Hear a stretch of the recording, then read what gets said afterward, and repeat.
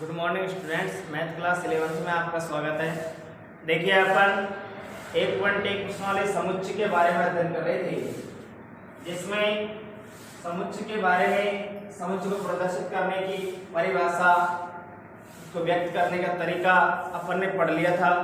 अब इसके बाद में अपन पढ़ रहे थे संख्या पद्धति, क्योंकि संख्याओं के ज्ञान के बिना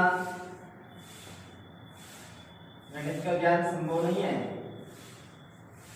संख्याओं के ज्ञान में अपन ने पढ़ लिए थे भाई प्राकृत संख्या जो प्राकृतिक से उत्पन्न होकर के आई हैं, जिसमें प्राकृत संख्याओं को किससे दर्शाते हैं? n से।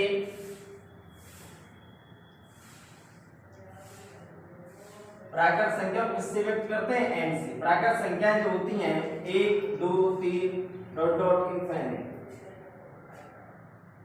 फिर है पूर्ण संख्याएं।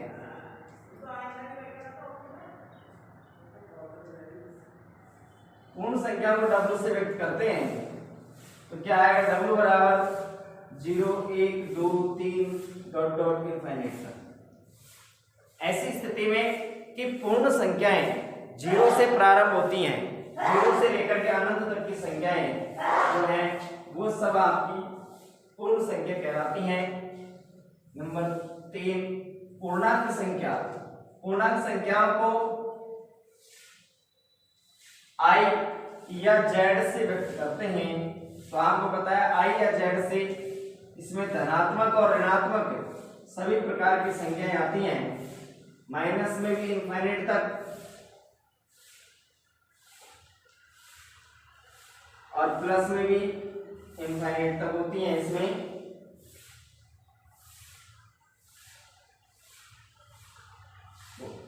अब देखिए इसमें भी इनको डिवाइडेशन करा है। इसमें देखें ऋणात्मक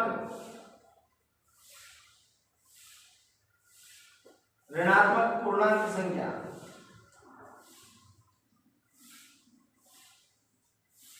I माइनस या Z माइनस से I माइनस या Z माइनस बराबर, आपको पता है कि माइनस में संख्याएं होती है -1 -2 -3 -4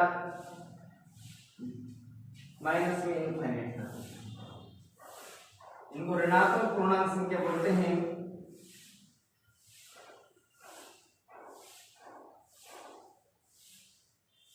धनात्मक पूर्णांक संख्या इनको I प्लस या Z प्लस से व्यक्त करते हैं। I प्लस या Z प्लस बराबर +1 +2 +3 +4 डॉट डॉट इनफिनिट।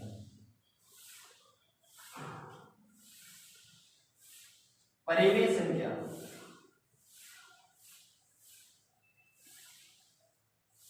परिमेय संख्याओं को कैपिटल Q से व्यक्त करते हैं। आप समझ लीजिए परिमेय संख्याएं क्या हैं कि रूट वाली संख्याएं हैं जिनका वर्गमूल पूरा प्राप्त होता है, या परिमेय संख्या परिभाषा आप शुरू से पढ़ते हुए आए कि ऐसी संख्याएं जिन्हें P/Q के रूप में लिखा जा सकता है, वो सभी संख्याएं क्या कहलाती हैं? परिमेय संख्याएं होती हैं। ऐसे मान लीजिए 5/8 है, 7/5 है, -1/2 है, -3/5 है। ये संख्याएं 0 है, परिमेय संख्याएं हैं। 1/2 प्लस की हो, रूट में जिनका वर्गमूल का मान पूरा प्राप्त हो, वो सभी संख्याएं कैसी संख्याएं हैं? परिमेय संख्याएं हैं। ठीक है, परिमेय संख्याएं हैं ऐसी संख्याएं जिसमें रूट का मान पूरा धनात्मक मान, ऋणात्मक संख्याएं सभी होती हैं। इसके अलावा दशमलव पॉइंट वाली है, शांत दशमलव प्रसार है, बार वाली संख्याएं हैं, छेदियों पर बार 0.3333 आता ही जाएगा। ऐसी संख्याएं हैं। ये सब संख्याएं कैसी संख्याएं हैं? परिमेय संख्याओं के उदाहरण हैं। -5 है, -10 है, +25 है, 1 2 जितनी भी संख्याएं ऊपर पड़ी सब परिमेय संख्याएं हैं। और परिमेय संख्या के उदाहरण ये हैं कि रूट के अंदर वो संख्याएं आती हैं जिनके वर्गमूल का मान पूरा पूरा प्राप्त होता है, वो परिमेय संख्याएं होती हैं। और जिनमें दशमलव प्रसार अशांत हो और आवर्ती वाला हो वो भी परिमेय होती हैं। माइनस में धनात्मक जितनी भी प्राकृत संख्याएं ये सब परिमेय संख्याएं भी हैं, वो दशमलव वाली हैं वो भी परिमेय संख्याएं हैं। लेकिन दशमलव जो मान है वो आपका शांत दशमलव प्रसार वाले और अशांत को लेकर आवर्ती वाला हो तो वो कैसी संख्या होती हैं? परिमेय संख्याएं होती हैं। देखिए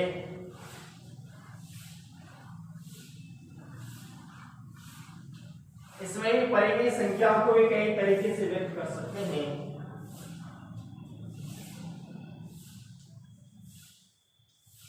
धनात्मक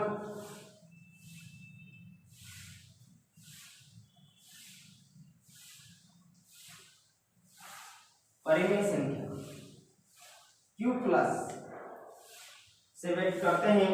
इसमें धनात्मक में यही होती है।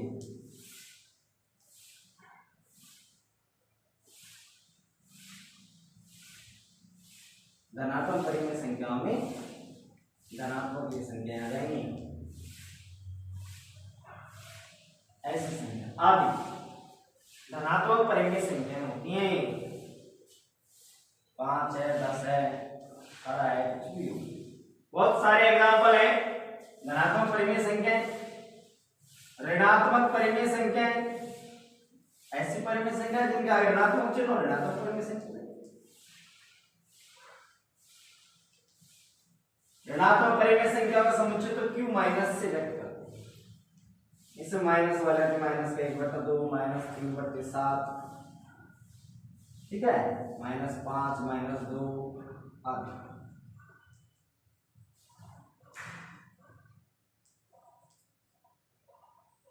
आगे देखिए इसके बाद में नवी बात करें शून्य। शून्य न तो धनात्मक है और ना ही ऋणात्मक है। न तो धनात्मक में गिनेंगे इसको और न ही ऋणात्मक में। शून्य को न तो धनात्मक संख्या में गिनते हैं और न ही ऋणात्मक संख्या में गिनते हैं। इसके बाद में वास्तविक संख्या अपरिमेय देख लो। हालांकि कहीं पर भी इस तरीके का आएगा नहीं। अपरिमेय संख्याएं आई आर से व्यक्त करते हैं। इसमें क्या होता है कि ऐसी संख्याएं जिनका दशमलव प्रसार अशांत आवृत्ति वाला हो लेकिन अनावश्यक अनावृत्ति वाला हो, आवृत्ति नहीं हो, फिक्स अंतराल के बाद वर्गमूल में मान भी पूरा पूरा प्राप्त नहीं हो, अपरिमेय संख्याएं होती हैं। इस तरीके की संख्याएं जिसमें पाई भी शामिल है, पाई अपरिमेय है, जबकि 22/7 की बात करी जाए तो परिमेय। इसके बाद में आता है 11 नंबर रियल वास्तविक संख्या। वास्तविक संख्या रियल नंबर्स आर से व्यक्त करते हैं। वास्तविक संख्या अब तक जितने भी आपने सभी संख्याएं पढ़ी सब वास्तविक संख्याएं हैं। ऐसी संख्याएं हैं वास्तविक संख्या। परिमेय संख्या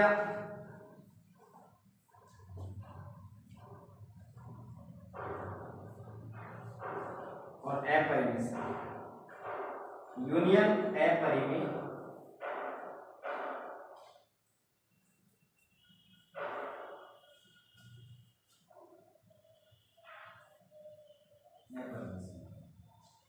दोनों का यूनियन का।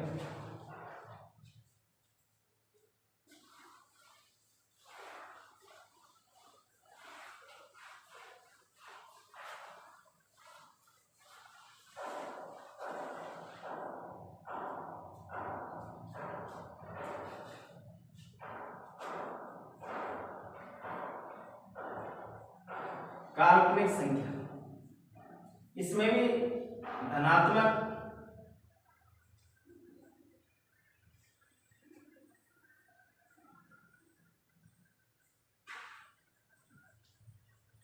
धनात्मक वास्तविक संख्या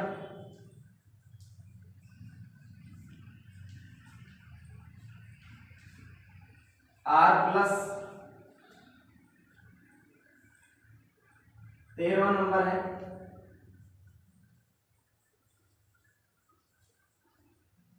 ऋणात्मक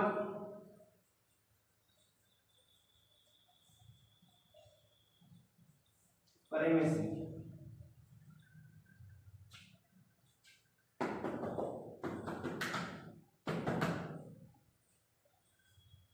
ठीक है,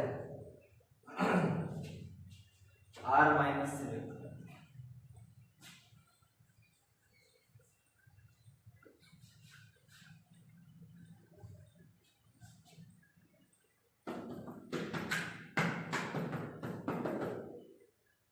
अब देखिए अपन ने ये संख्या पद्धति का अध्ययन करा है, ये चीज अपने काम में आती हैं। इसके अलावा और भी संकेत हैं।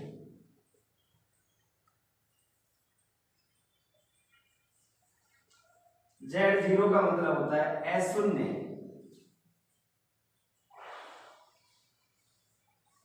अशून्य पूर्णांक, शून्य को छोड़कर के सभी पूर्णांक की संख्या।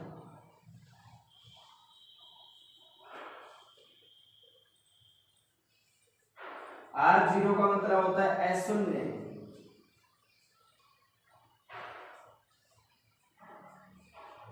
अशून्य वास्तविक संख्या।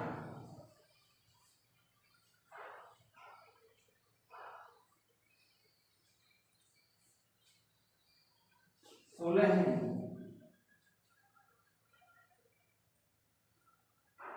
ठीक है, इस तरीके से और भी हैं। W0 है, इसी से व्यक्त कर देते हैं, प्लस धनात्मक ये होती है। किसी के गुणज, तो उस संख्या को किसी भी संख्या से गुणज के रूप में होता है। 2 दूनी 4, 2 4 6 8 है, ये सब 2 के गुणज हैं, 2 के फायदे जो आते हैं। विषम संख्या, सम संख्या, भाज्य संख्या, अभाज्य संख्याएं, संख्याओं की कोई कमी नहीं है। और देख लो,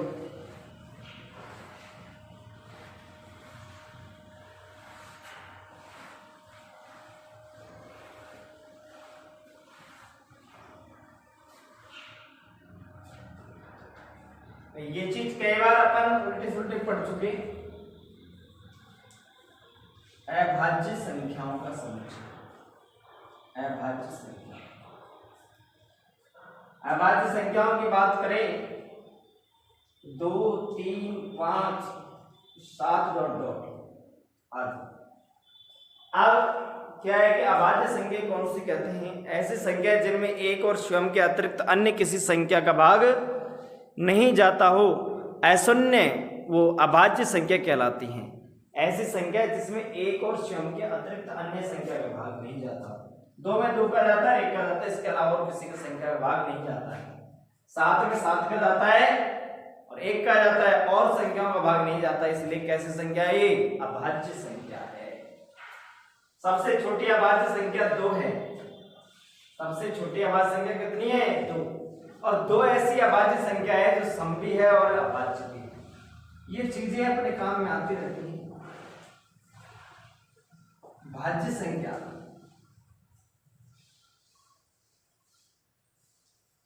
भाज्य संख्या की बात करें तो 4 6 8 9 10 12 15 14 15 12 ऐसी संख्या जिसमें स्वयं का और 1 का तो जाता ही है, इसके अतिरिक्त अन्य संख्याओं का भी भाग जाना चाहिए।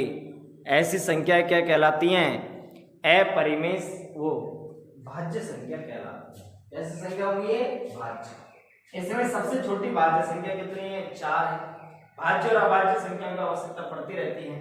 18वें में नोट डाल करके क्या है कि 1 को न तो भाज्य और ना ही अभाज्य।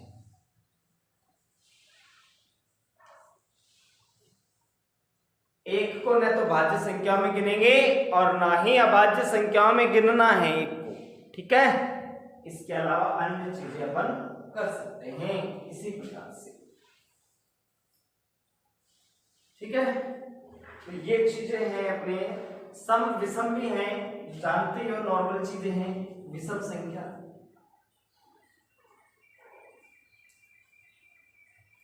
विषम संख्या कहां से प्रारंभ होती है? 1 3 5 7 9 11 13 डॉट डॉट डॉट।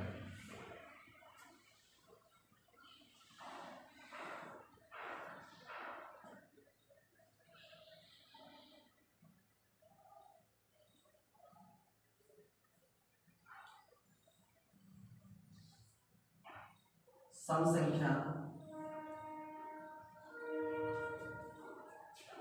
संख्या 2 4 6 8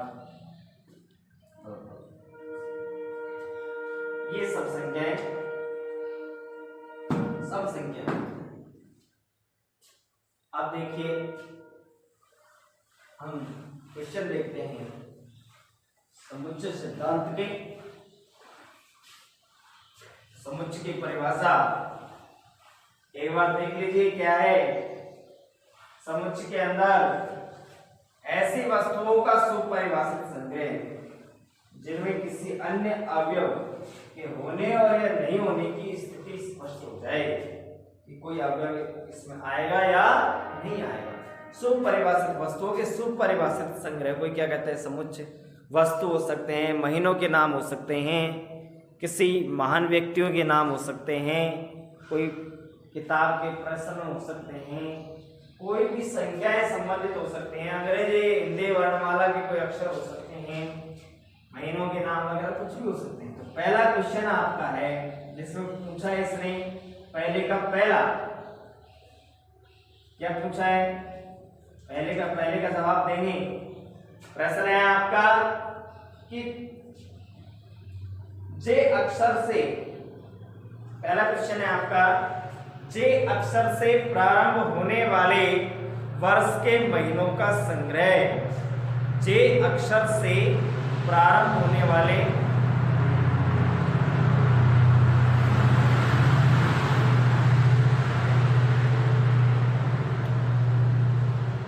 तो जे अक्षर से प्रारंभ होने वाले वर्ष के महीने। अब वर्ष के महीने में आपको पता है फिक्स होते हैं 12।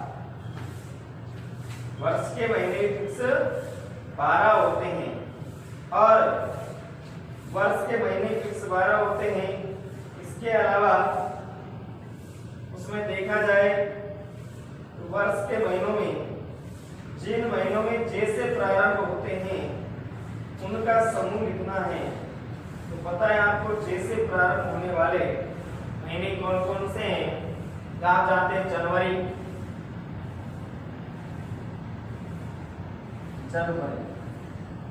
फरवरी नहीं होती है, मार्च नहीं होता है, अप्रैल नहीं होती है, मई नहीं होता, जून होता है, जुलाई। जो जैसे स्टार्ट होते हैं, जैसे स्टार्ट होता है अंग्रेजी की वर्णमाला उनकी स्पेलिंग। जनवरी, जून, जुलाई, अगस्त नहीं होता, सितंबर नहीं होता, अक्टूबर नहीं होता, नवंबर नहीं होता, दिसंबर भी नहीं होता। तो 3 महीने जनवरी, फरवरी नहीं, मार्च भी नहीं होता है, अप्रैल भी नहीं होता, मई भी नहीं होता, जून और जुलाई, और इसके बाद में सितंबर, अक्टूबर, नवंबर और दिसंबर होते हैं।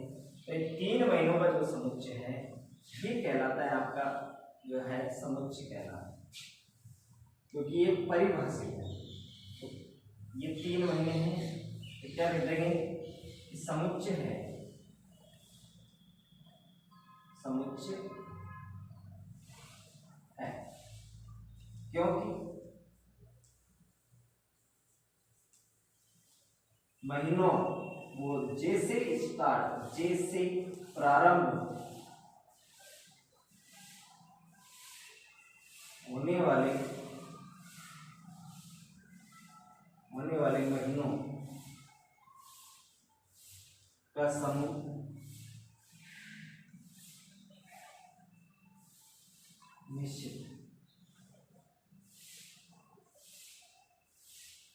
परिभाषित है।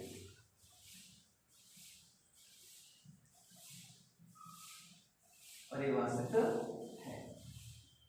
क्योंकि इनके अलावा और कोई महीना आ ही नहीं रहा। पहली बात तो महीनों की संख्या भी फिक्स है, 12 महीने होते हैं वर्ष में, और 12 महीनों के अंदर आपको उन महीनों को चेक करना है जो जे से स्टार्ट होती है, जिनकी स्पेलिंग जे से स्टार्ट होती है, उन्हीं को लेना है। इसका सेकंड क्वेश्चन है आपका, क्या कह रहा है कि भारत के 10 सबसे अधिक प्रतिभाशाली लेखकों का संग्रह। भारत में, चलो क्वेश्चन सुन लो, आप भी किताब में देखें, किताब कॉपी साथ में रखें और फिर पढ़ाई करें। देखिए किताब साथ में रखने से उसमें ध्यान रहेगा कि कौन सा प्रश्न पढ़ रहे हैं गुरुजी और उसका आंसर क्या होगा, उस हिसाब से अपन को देखना है। भारत के 10 सबसे अधिक प्रतिभाशाली लेखकों का संग्रह। अब क्या है कि अलग अलग व्यक्ति अलग अलग लेखकों पर विचार करता है कि मान लीजिए कि साहब ग्रंथ हैं, संग्रह हैं, ये लेखकों का संग्रह जो हिंदी की बुक्स लिखने वाले ज्यादा श्रेष्ठ होते हैं, संस्कृत के बुक लिखने वाले ज्यादा श्रेष्ठ होते हैं, जो लेख लिख रहे हैं, कोई किस विषय को मानेगा, कोई भाषाओं को मानेगा, तो अलग अलग का अलग अलग दृष्टिकोण होगा, वो किस हिसाब से उसको प्रतिभाशाली मान रहा है, हर व्यक्ति का अलग अलग दृष्टिकोण होता है, इसलिए यह समुच्चय नहीं है, नहीं समुच्चय नहीं है, ठीक है, क्योंकि ये परिभाषित नहीं है, लेखकों का जो संग्रह है वो परिभाषित नहीं है, क्योंकि अलग अलग व्यक्ति का अलग अलग दृष्टिकोण होता है। अगला है कि विश्व में 11 सर्वश्रेष्ठ बल्लेबाज। तीसरा देखिए, विश्व के सर्वश्रेष्ठ 11 बल्लेबाजों का संग्रह। अब ये भी समुच्चय में नहीं है, क्यों नहीं है? क्योंकि अलग अलग व्यक्ति का अलग अलग दृष्टिकोण होता है। कोई ज्यादा छक्के लगाने वाले को सर्वश्रेष्ठ मानता है, कोई मैच में सबसे ज्यादा रन बनाता है उसको सर्वश्रेष्ठ मानता है, कोई किसी एक पारी में सबसे ज्यादा रन बनाता है उसको सर्वश्रेष्ठ मानता है। तो ऐसी स्थिति में क्या है कि हर व्यक्ति का दृष्टिकोण बल्लेबाज के लिए अलग अलग है। कोई ज्यादा सबसे ज्यादा गेंद खेलता है, साहब वो खेल सकता है, तो अलग अलग दृष्टिकोण होगी, इसलिए यह समुच्चय नहीं है, लिख देंगे समुच्चय नहीं है।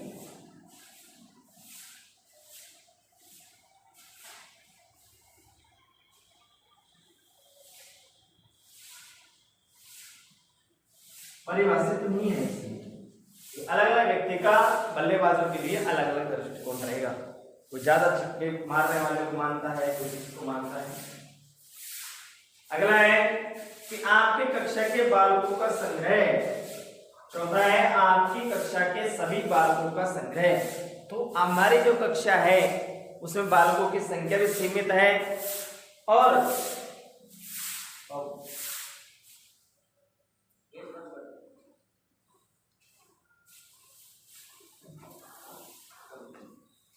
तो क्या है कि अलग अलग एक कक्षा की बात हो रही, तो एक कक्षा में छात्रों की संख्या 20 है, 25 है, 50 है, तो एक सीमित है और उनको कक्षा के छात्रों को अपन गिन भी सकते हैं, देख सकते हैं विद्यालय के अंदर। तो क्या कर रहा है, अपनी कक्षा के सभी छात्रों का संग्रह, तो क्योंकि उनके तो गिनती फिक्स है इसलिए यह समुच्चय समुच्चय क्योंकि हम अपनी कक्षा के छात्रों का संग्रह बना सकते हैं, तो अपने कक्षा के छात्र हैं उनका समूह बना सकते हैं, इसलिए समुच्चय है, परिभाषित है। अगला है कि पांचवा है इसमें कि 100 से कम सभी प्राकृत संख्याओं का संग्रह। तो 100 से छोटी और प्राकृत संख्या ये भी फिक्स है भाई, 1 से स्टार्ट होंगी प्राकृत संख्या और 99 पर रुक जाएंगी। 100 से कम प्राकृत संख्या एक परिभाषित तरीके से समुच्चय है।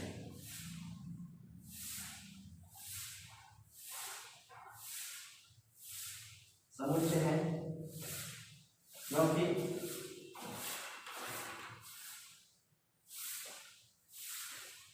100 से कम प्राकृत संख्या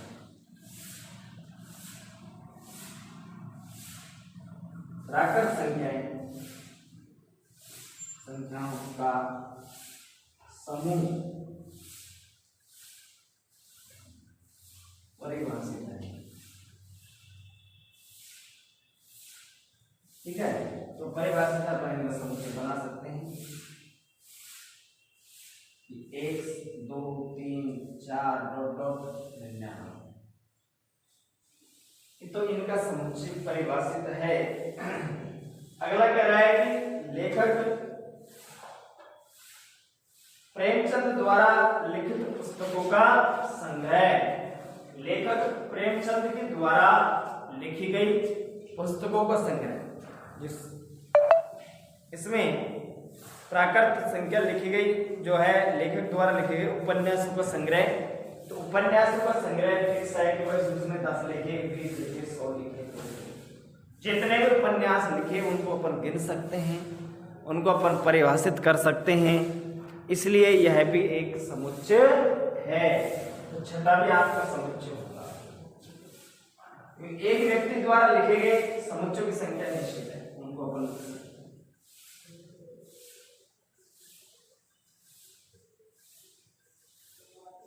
सातवां है जिसमें आपको ये बताना है समुच्चय है या नहीं है, तो दे सकते हैं, लिख सकते हैं आगे। परिभाषित तो लिखते हैं, परिभाषित एक व्यक्ति द्वारा लिखे गए उपन्यास संख्या पर गिन सकते हैं, लिखना चाहे तो आगे लिख सकते हैं औचित्य के रूप में। आगे देखिए अगला है इस अध्याय में सभी समपूर्णांकों का संग्रह। तो ये सभी समपूर्णांकों का जो संग्रह है वो भी आपका परिभाषित है। सम संख्या में बताई थी समपूर्णांक, तो वो सभी समपूर्णांकों का संग्रह भी आपके क्या है, परिभाषित है। तो ये भी समुच्चय है।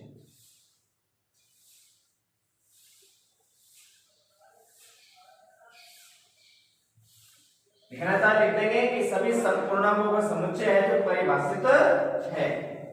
तो समपूर्णांकों का समुच्चय जो है वो परिभाषित है। आठवां इस अध्याय में आने वाले प्रश्नों का संग्रह। तो एक अध्याय में आने वाले प्रश्नों का संग्रह, अब एक में 15 है, 10 है, 20 है, जो भी प्रश्न दे रखे हैं तो उनका संग्रह अपन कर सकते हैं, उनको गिन सकते हैं, समुच्चय के रूप में है। प्रश्नों का संग्रह भी समुच्चय के रूप में होता है, समुच्चय। लिख सकते हैं कि एक अध्याय में आने वाले प्रश्नों को हम गिन सकते हैं, उनका संग्रह कर सकते हैं, और जिस अध्याय में जो प्रश्न है उसी अध्याय में रहता है वो भी प्रश्न, कितने प्रश्न है उनका संग्रह अपन कर सकते हैं, परिभाषित है। आगे देखिए विश्व में सबसे अधिक खतरनाक जानवरों का संग्रह, कि विश्व में सबसे ज्यादा खतरनाक जानवर कौन सा है। तो इसमें भी अलग अलग व्यक्ति का अलग अलग दृष्टिकोण होगा, इसलिए यह समुच्चय नहीं होगा, क्योंकि कोई व्यक्ति लिख देंगे कि यह समुच्चय नहीं है,